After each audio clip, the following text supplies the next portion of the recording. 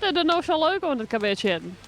Nou, dat is mooi. Dat is knallen en ja, het dorp komt hier al even te zien en het jouwt gevoel van saamhorigheid en dat soort dingen.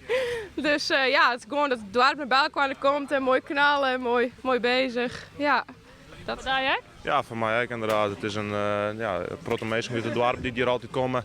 En het is altijd gezellig. Nog heb je direct een hele grauwe kanon. Wat ben dat voor dingen? Nou, die kan al wat harder dan de karbitbussen.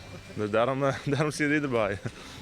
Je bent puur voor het effect? Ja, die ben puur voor het effect, ja. En voor de loerdere kanaal. Nou zeg ik, je shit hier maar letten nog, net bij bal. Heb je dat bewust verkozen? dat is eigenlijk wel mooi, dat jetsa. En we kunnen mooi het veld op zitten, dus het maakt het echt vol uit. Dus ja, dat doen we altijd eigenlijk.